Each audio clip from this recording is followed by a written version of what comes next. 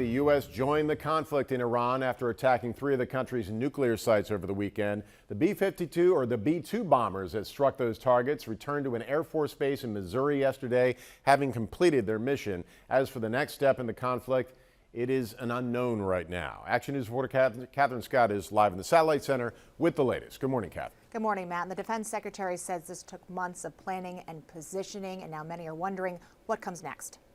The United Nations Security Council held an emergency meeting yesterday, just hours after President Donald Trump announced that the U.S. struck 3 key nuclear sites in Iran in what the Pentagon calls Operation Midnight Hammer. It was a targeted attack to cripple Tehran's nuclear program. We must act immediately and decisively to halt the fighting and return to serious, sustained negotiations on the Iran nuclear program. U.S. officials say more than 125 aircraft participated in the mission, with 75 precision-guided weapons, about a dozen B-2 Spirit bombers taking off from Missouri early Saturday morning, about half a decoy group heading west toward Guam with trackable movements. A short time later, 7 more taking off, but this time heading east directly toward Iran, with no transponders and minimal communications. Iran, the bully of the Middle East, must now make peace. It took a great deal of precision. It involved misdirection. Satellite imagery shows the aftermath, including these apparent holes at the underground Fordo nuclear plant, where the 30,000-pound bunker buster bombs were dropped, digging deep into the ground before exploding.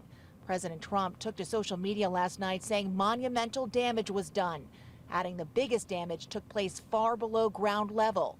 A full battle assessment is still pending. But initial battle damage assessments indicate that all 3 sites sustained extremely severe damage. In an early morning message, Iran's supreme leader said attacks on Israel would not stop, but did not mention the United States or President Trump.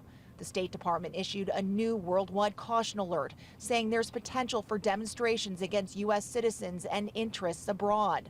One analyst believes a more comprehensive war is less likely than a more regional response. Geography is destiny. We have 40,000 troops deployed within range of Iran's short-range ballistic missiles. They have thousands of those.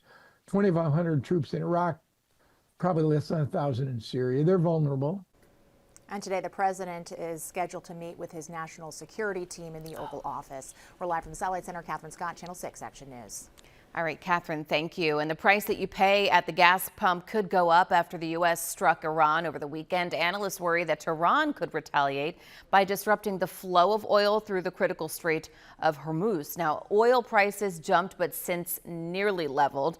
Maribel Abers joining us live from the NASDAQ with details on our Market Watch report. Maribel, good morning. A lot to consider after the U.S. has struck Iran over the weekend. What are we looking at?